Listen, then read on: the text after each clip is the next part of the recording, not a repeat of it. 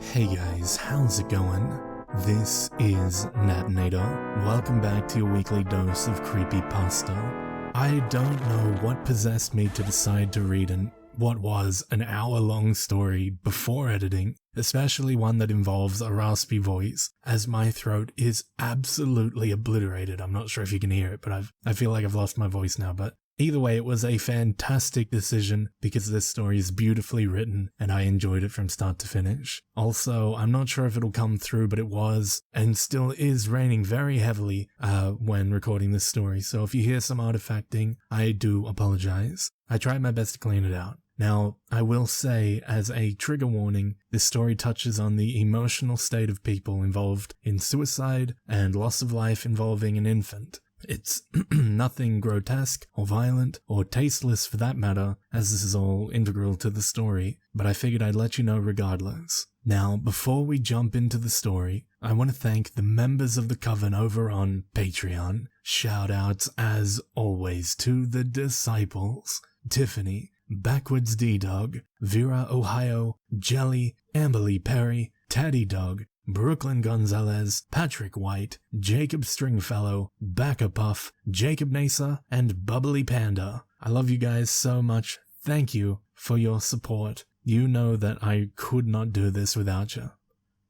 Now, as always, turn out the lights, get comfortable, and let the story begin.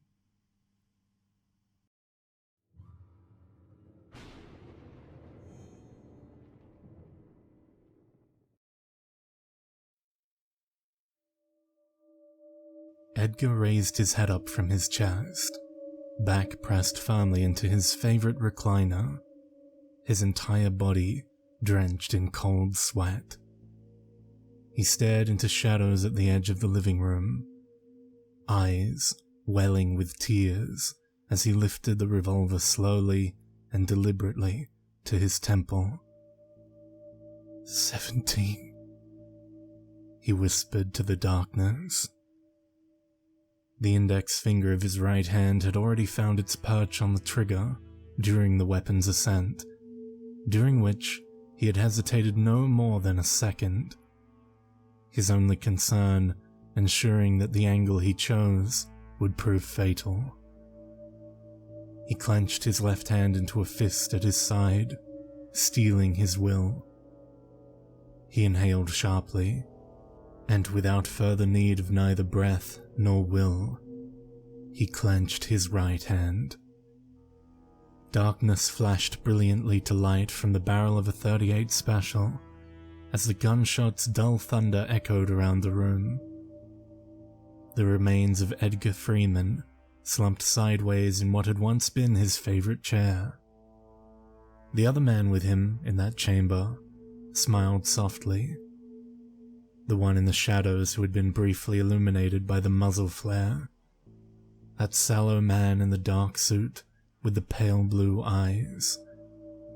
He smiled as everything turned grey.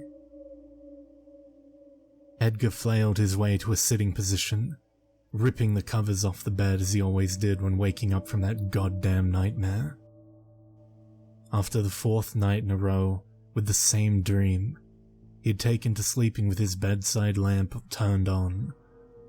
After the sixth night in a row, his frenzy upon waking had sent it crashing to the floor, bulb broken and shade cracked by the impact.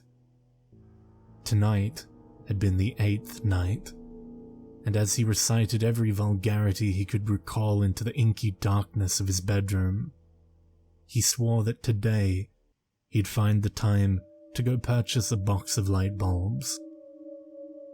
Involuntarily recalling the stranger in the dream's inappropriately sweet smile, he reminded himself to ask the clerk for their highest wattage. After a warm shower and a few minutes collecting his thoughts on the side of the bed, Edgar set about his day.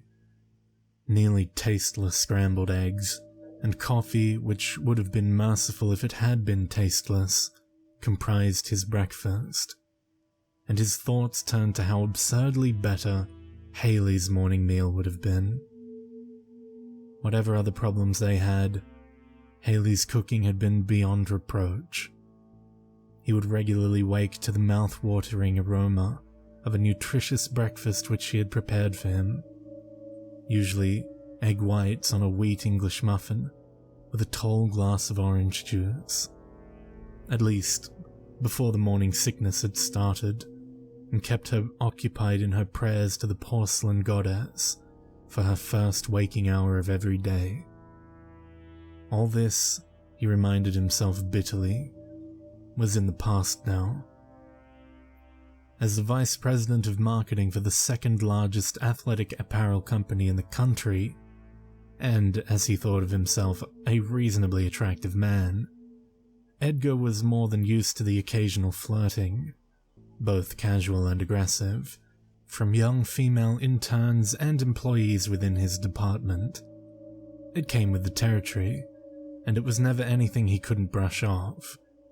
Thoughts of either taking it further than flirtations or reporting it to human resources very rarely crossed his mind, the former on account of his pregnant wife, the latter on account of the ego boost it provided. 1 month ago, however, Edgar began an affair with a particularly buxom college intern named Samantha. Above and below the brassiere, she had been nothing special, just a warm body to quell the urges to which Haley had been unwilling or unable to tend after entering her 3rd trimester. Even the sex was unremarkable. Their first rendezvous took place in a motel a few blocks away from the office, the type of place with bay windows, overlooking less than scenic freeway overpasses, and even the roaches used black lights before scurrying under the unmade bed. As a cursory nod to legitimacy, the establishment stopped short of offering rates on a per-hour basis, a fact known because Edgar had inquired upon checking in. After that first encounter, the two grew bolder and less discerning in their indiscretions. Edgar's office came next, and that time had been a little more satisfying, a combination of the danger and the skirt Samantha kept on at his request. But boldness turned quickly to carelessness, and Edgar was an apprentice of infidelity less than 2 weeks before Haley discovered his betrayal. Whether it was a whiff of unfamiliar perfume, or a phone call from one of Edgar's jealous rejects who had spotted the two of them around the office, his adultery with Samantha was soon the topic to which Edgar returned home from work. The accusation was on her face the minute he walked through the door. He'd come home late from a particularly wild romp with Samantha, and the words from Haley's trembling lips quickly disclosed exactly how much she knew. It would have been pointless to lie. She had too many details, and he had too little imagination. So Edgar confessed, and made a perfunctory effort to justify his behavior.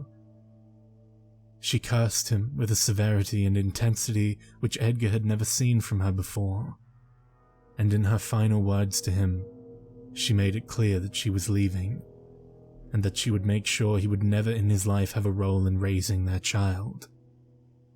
Despite his heartache at the prospect of losing Haley, Edgar had spent too long in a cutthroat business to take threats passively, even from his wife.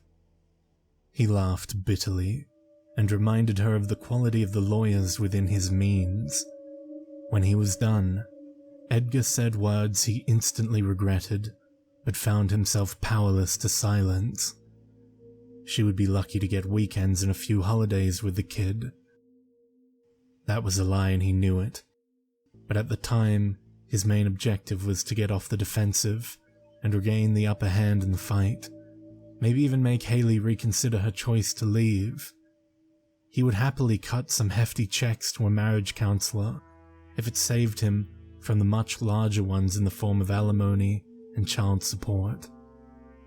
But something in the way Haley was smiling at him suggested that he had misunderstood her intentions. and as he realized far too late, if he had been more observant, he might have noticed an empty hook on their key caddy and connected it to that sardonic grin she was wearing. She hadn't left right away, like he had expected. Isn't that always the way it works in movies and on television?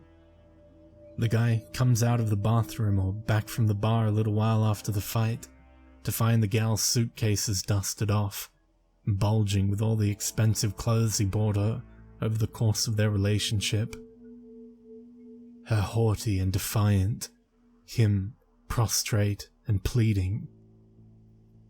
Edgar would never have played the latter role in his life, but he had fully expected the former from Haley. Instead, an hour after he walked away from their screaming match to take a much-needed shower, he stuck his head into the living room to find her sitting in his favorite chair. What a bitch.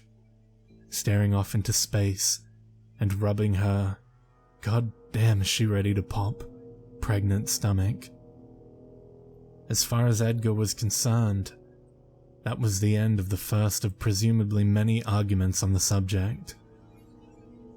He ascended the stairs quietly and slipped into bed.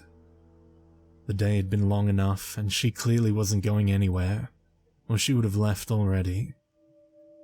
Haley never came to bed, but neither did he hear the front door slamming behind her before he drifted off. So it seemed she had decided to stay at least for the night. All will be well, Edgar told himself as sleep overtook him. But I doubt she's gonna fix my breakfast for a few days. The noise which ripped him out of that deep slumber came just after 5 o'clock in the morning, according to his alarm clock. By the time consciousness took hold, the sound had died as quickly as it came. He stood reflexively and scanned over the bed with eyes barely awake enough for even that simple task. Eventually determining Haley's side to be empty, Edgar shuffled out the bedroom door and down the stairs to determine what caused the sudden clamor. He didn't need to reach the bottom of the staircase, or allow his eyes further time to adjust, to know that she had decided to leave him after all. One glance into the living room cleared up any doubt on that subject. There were no bulging suitcases or haughty looks, just an unlocked and open gun cabinet, a crimson splatter on the wall, and a steady trickle of the same beading down the side of his favorite chair and pooling on the hardwood floor beside it. After a moment of shocked paralysis, Edgar lunged for the house phone in huge, desperate strides. The rapidity was not for the sake of Haley, through whose newly ventilated skull he could clearly catch glimpses of the televised presidential debate at the far side of the room, but for her blameless passenger of 7.5 months. He gave all the pertinent information to the infuriatingly indifferent emergency control room operator, and waited in the hallway with the front door flung open wide. The gunshot had drawn a crowd of early waking neighbors to the driveway in front of the Freeman residence, a phenomenon bred not out of bravery in the face of danger, but from the casual ignorance of danger reserved exclusively for neighborhoods populated by the wealthy and sheltered.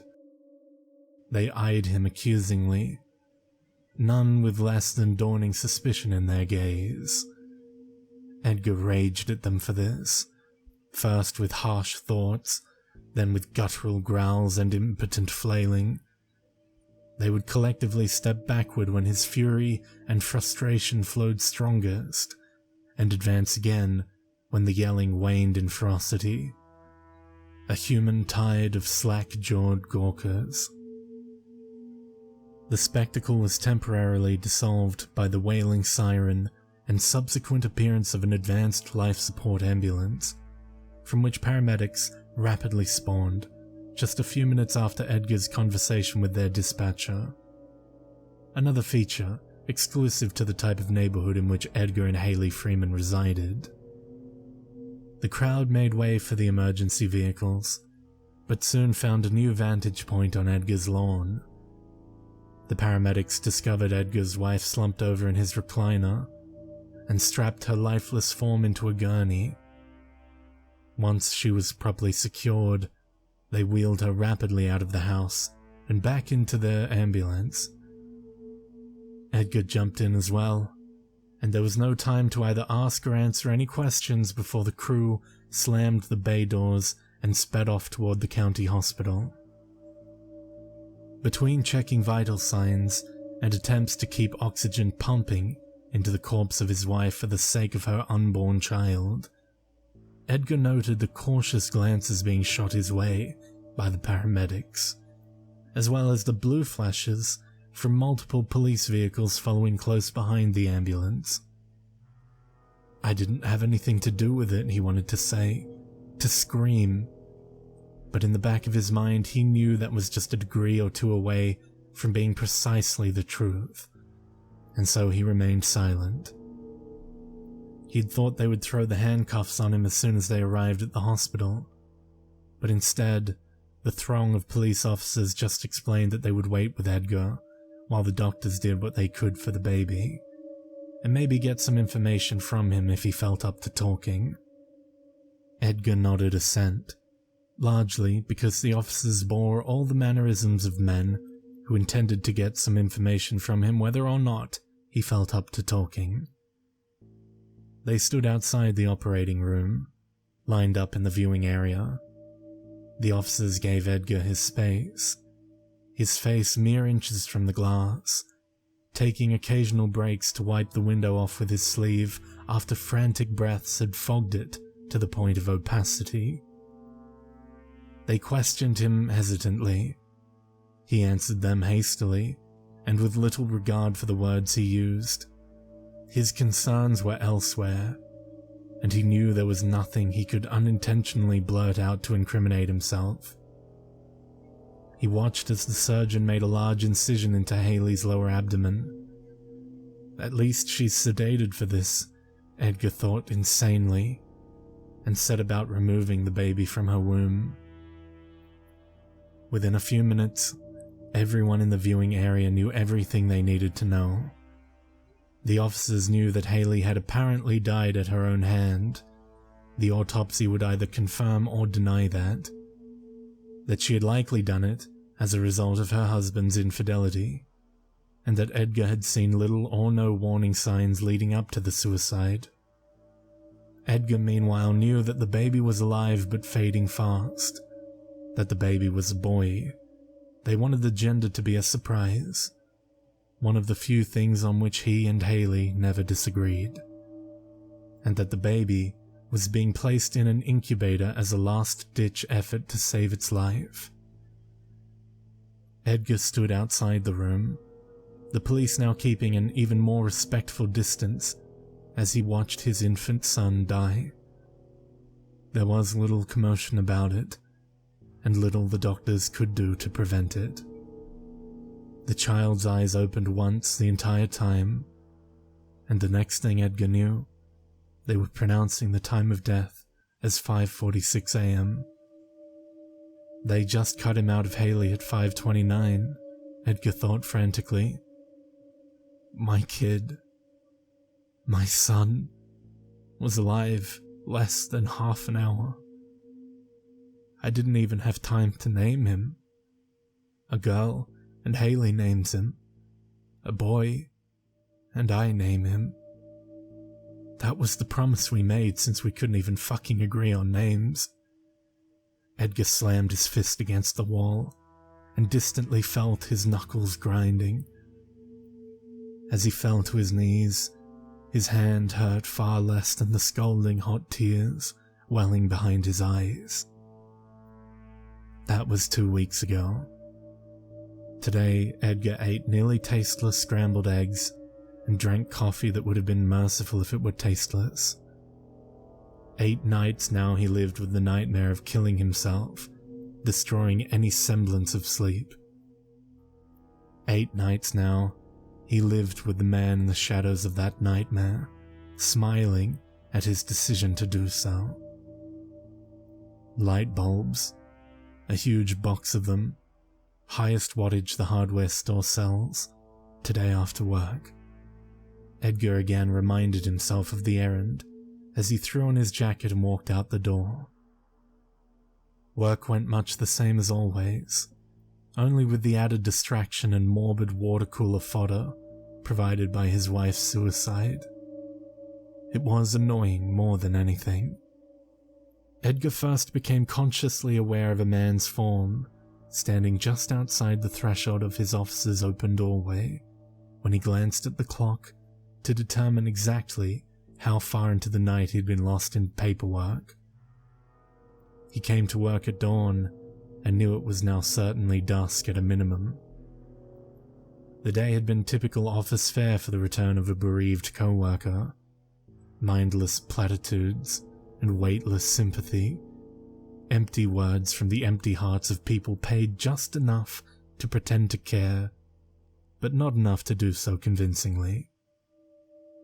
There was no telling exactly how long the man had been silently standing in the darkness of the hallway, but Edgar recollected the first vague feeling of being watched a few minutes prior. Everyone but the night shift security guard had left hours ago, giving him a welcome respite in which to concentrate and catch up on missed work. Or so he had thought, until this new interruption. "Hello?" Edgar hesitantly greeted the interloper, fearing the inevitable next in a long line of ham-handed jabs at emotional consolation. "Evening, sir," the reply came, grating and phlegmy, his eyes still attempting to adjust to the drastic change from the brightness of his office to the hallway, illuminated only by the ambient moonlight leaking in from sporadically placed windows. Edgar judged by the unfamiliar voice that this was either a stranger, a vendor perhaps, or a colleague with a particularly nasty cold that he'd better not be spreading around. "Why don't you come in and step inside? I've been burning holes in my retinas under this lamp for the past 2 hours. Can't see a damn thing out there." "Really can't stay," the man intoned, practically gargling. "Just passing through." "Yeah, I know what you mean. It's been quitting time for hours. Have we met?" Edgar's eyes had begun to adjust, and he grew uneasy. The stranger was still dim and blurry, but clearly wearing a dark suit of indeterminable quality. Another minute, and it would be clear if this was some sort of tight-assed internal auditor from the 14th floor, or another detective sniffing around after Haley's death. Whoever it was, the suit betrayed him for a stranger. Fridays around the office were always casual day, when even the senior executives wore polos and khakis. The man was showing no signs of leaving, so Edgar made his eyes next mission determining whether or not he had one of those idiotic access badge lanyards that they all had to wear around the building. "I'm new, a messenger. I'm here to deliver a package." Edgar cocked his head, dubious. A courier in a 3-piece suit. Pull the other one. No badge either. Edgar didn't reply, hoping the process server, Jehovah's Witness, stranger would state their business and move along. "You work such long hours. Don't you miss your family, sir?" A knot materialized in Edgar's throat, and he sat bolt upright in his chair. After the initial shock wore off, Edgar softened his posture, quickly convincing himself of the question's innocuous nature. A labor union representative, of course. He slipped in here to try and play on some suit's delicate sensibilities, blather about unpaid overtime and kids tucking themselves into bed, just trying to get us to abolish our non-unionizing clause with factory workers. Look, I receive fair compensation for the work I do, as does everyone in our employ. So no, I'm fine, really. Thanks. That should get the point across, he thought with a certain grim satisfaction. Oh, I'm sorry to hear that. Well, the stranger turned slightly as if to leave, paused and leaned his head inside the office for the first time. They certainly miss you. The words scraped like icicles up the length of Edgar's spine, gripping his skull with tendrils as cold as the grave. The face was gone from view as quickly as it came, the form of the man as well, but the hideous visage remained burned into Edgar's brain, and in the recesses of his mind he was acutely aware that it would be etched there until his dying breath. The eyes were of a milky blue so pale and distant they suggested blindness, but met Edgar's with an unerring gaze that insisted they saw him very well indeed. The rest of the face was unburdened with such signs of vitality. His skin was sallow and sickly, and even at a distance it appeared to be the texture of well-worn leather. The man's cheeks and eye sockets were sunken, the flesh drooping loose in these places, yet drawn tight against the skull around his forehead and mouth. Gaunt and cadaverous, every feature from the greasy, matted hair to the quivering wattle of flesh when he spoke was identical to that of the dark stranger in Edgar's recently acquired nightmares. But everything else was peripheral to the all-encompassing terror which he felt at seeing those damned eyes. There was something unpleasantly familiar in them, something horrible which he found himself powerless to name or explain. Once he regained control of his frozen limbs, Edgar lunged toward the doorway where the man had stood moments prior. The elevator hadn't dinged its arrival, and the stubborn latch on the stairwell door hadn't let out the audible clack customary to every opening and closing. He's still somewhere on this floor, Edgar thought frantically. The idea gave him strength, but no real clarity of purpose. He knew only that he needed to confirm that the stranger's presence here was more than merely a result of his overtaxed mind and guilty conscience. There were no desks, no bathroom stalls, no supply closets left unsearched by the time Edgar's frenzied investigation reached its fever pitch. Motivational posters, tacked to the walls of overbearingly congenial and downright suspiciously diverse business people, smiling and clasping hands warmly, seemed to be mocking him, silent conspirators against Edgar in his quest. Sure, we know who he is and where he went, Edgar could imagine them saying, but we're too busy leveraging our synergy and engaging in value-added interfacing to dialogue on your initiative. He dragged both hands through his hair, gripping thick handfuls of it and tugging slightly. His visitor, if something more than a delusion, had departed unseen and unheard. Edgar could feel his heart pounding wildly, seemingly slamming against the back of his ribcage. He stopped only to grab his briefcase before sprinting down the stairs to escape the increasingly oppressive emptiness of the office. The executive parking deck was windowless, and thus even darker than the building from which he had just departed. It was barren except for him and his Lexus, and likely had been since the security guard made their most recent tour through it hours ago, the guard having shut off all but the emergency lights on the way out. Despite that small assurance, Edgar found himself casting furtive glances over both shoulders, and quickening his pace each time they revealed a total lack of reason to do so. He had never been a superstitious man. Any fear of monsters had been laid to rest long ago by the waking horrors which walk amongst men brazenly in the daylight.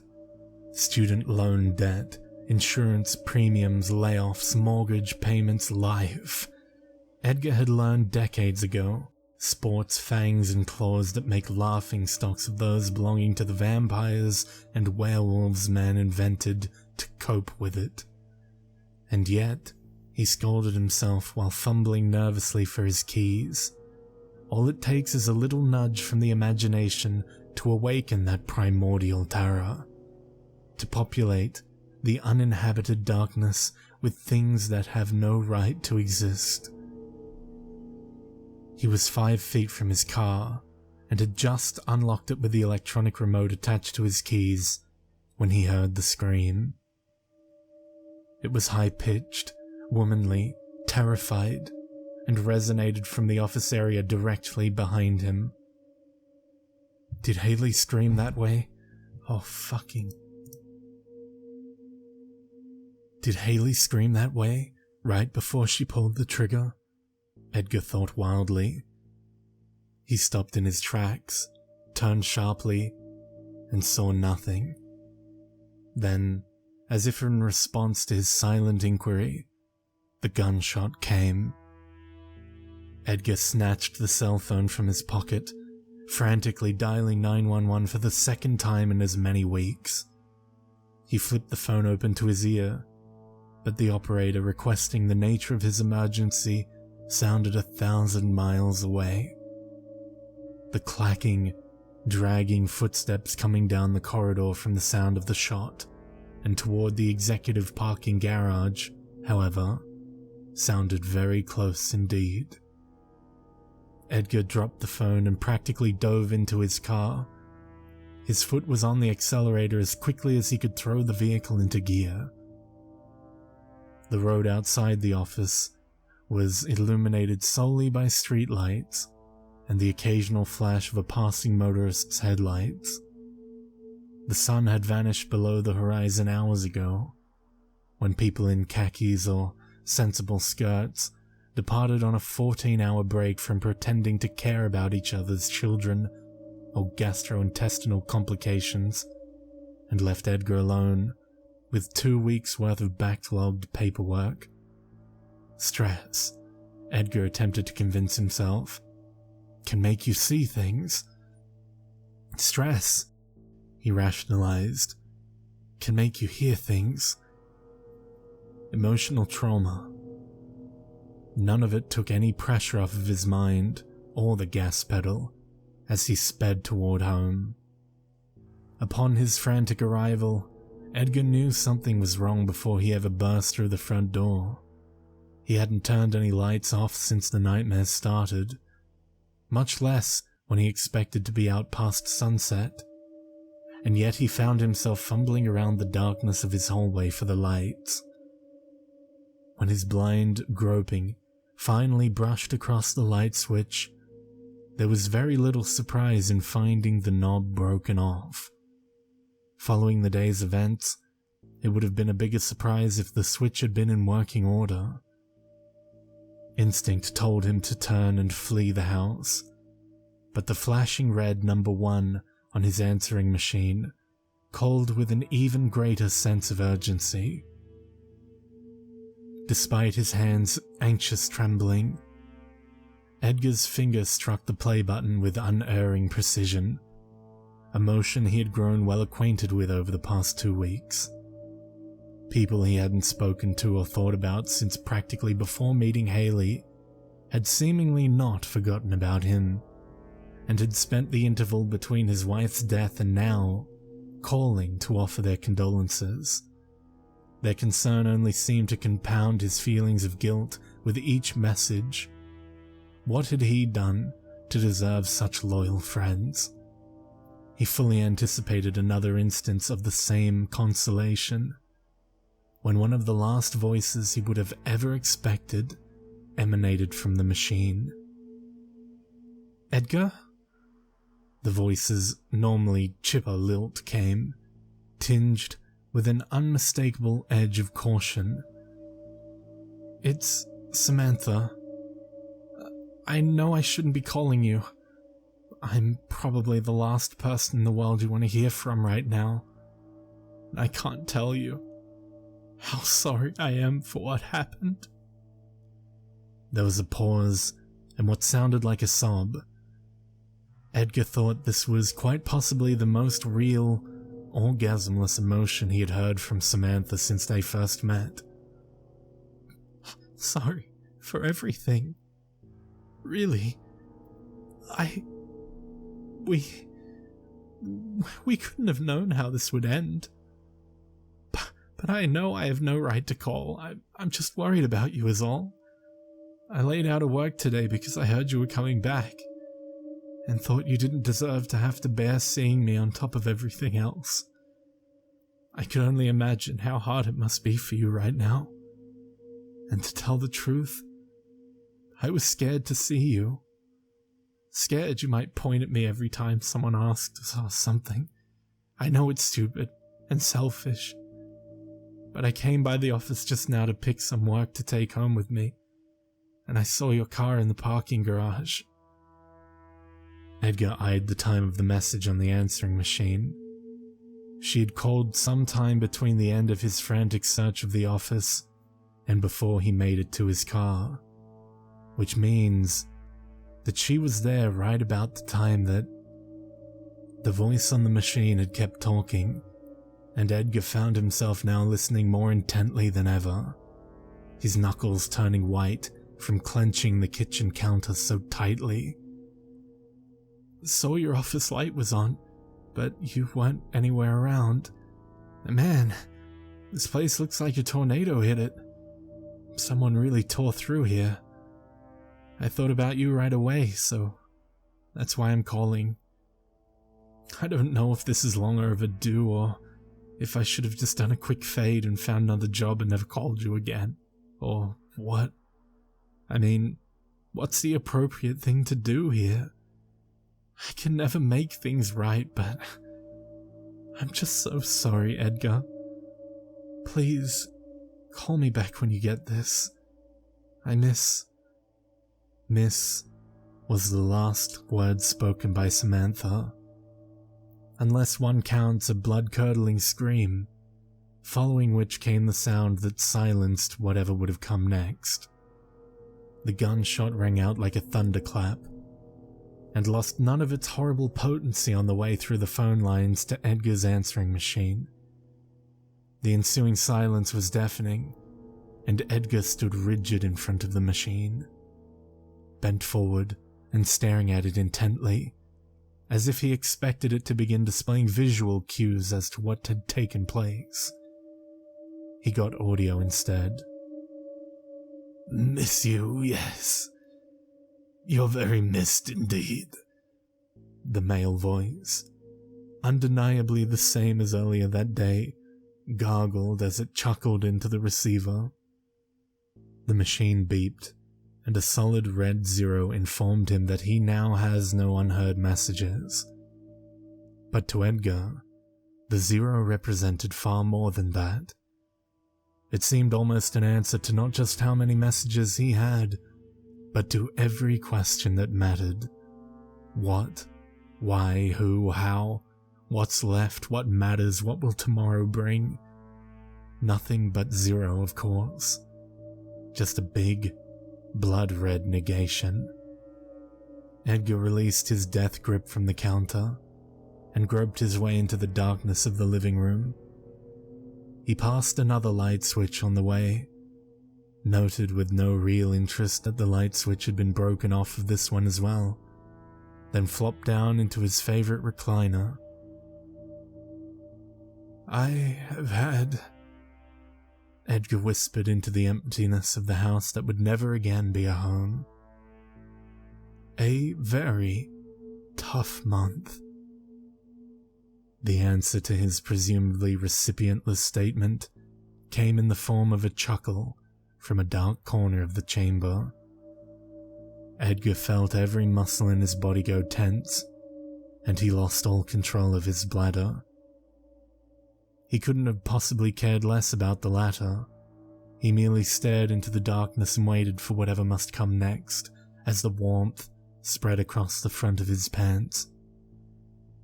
The man in the shadows stepped forward, and Edgar winced away, sinking as deep into the plush chair as he could dig himself. The stranger, simply put, had gone from looking like his flesh was preparing to free itself from its earthly prison, to actually having accomplished the task.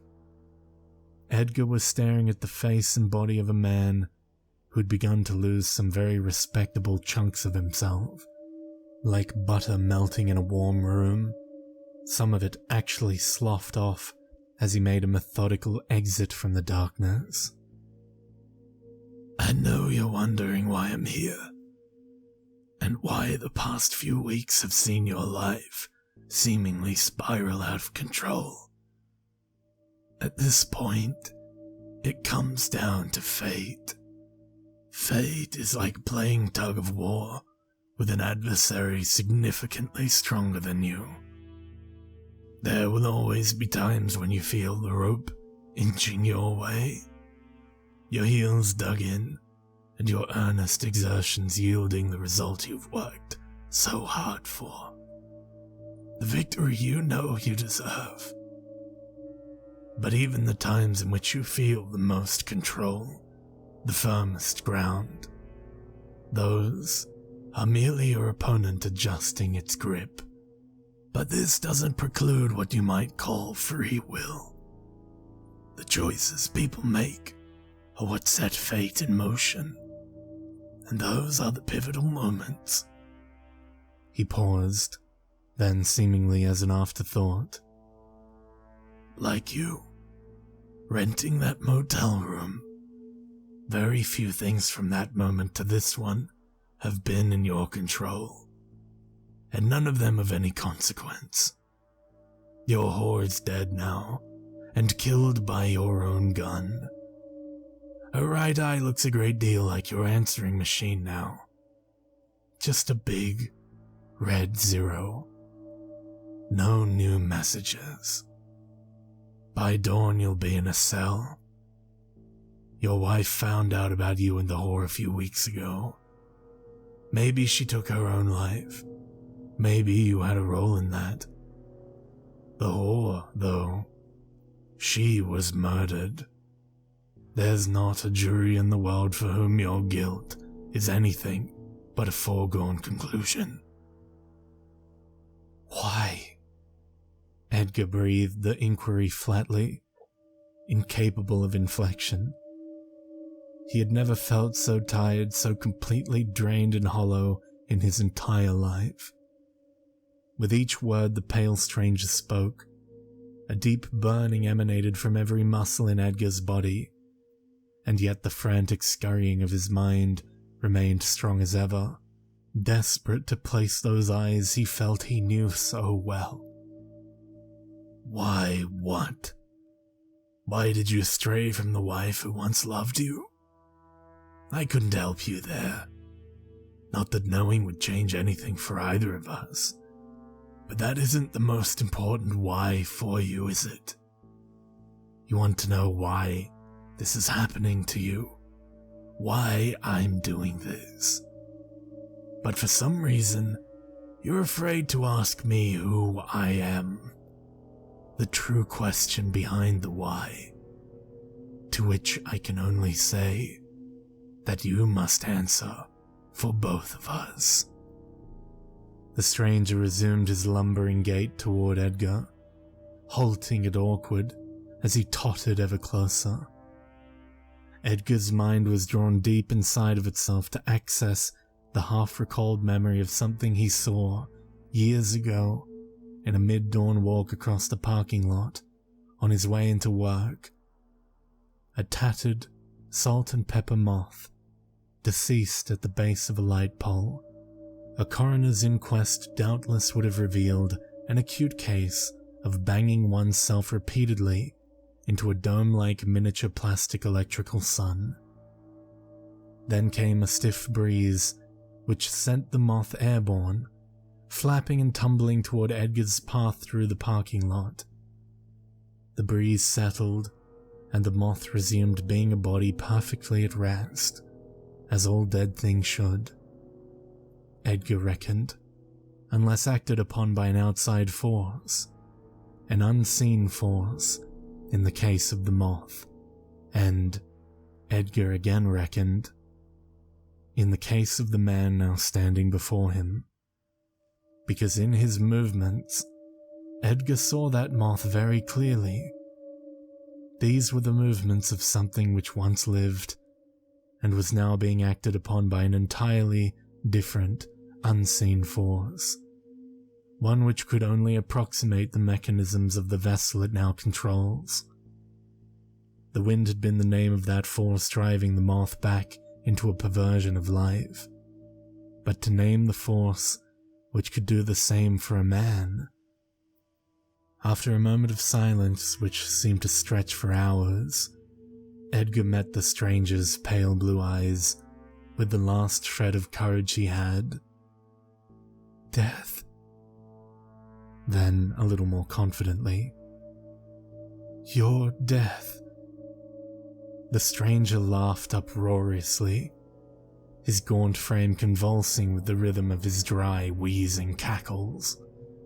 The withered flesh of his face stretched away from blackened gums and all too white teeth, in the most hideous approximation of a smile Edgar could have ever imagined.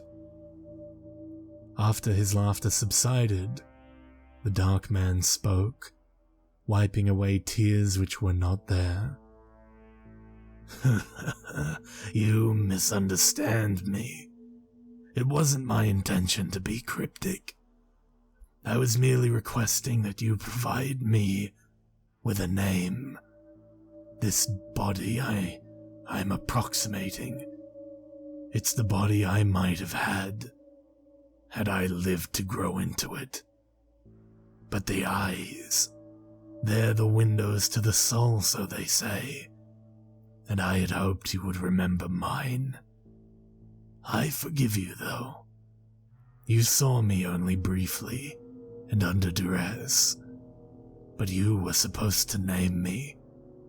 Dying without a name was the worst part. Comprehension more horrible than the bewilderment had ever been began to spawn in Edgar as an icy, all-encompassing chill washed over him. The man clapped him gently on the shoulder and leaned in close, placing 4 pounds of cold steel into Edgar's open palm. I told you I was a messenger, and now my task is done. Mum asked me to give you that.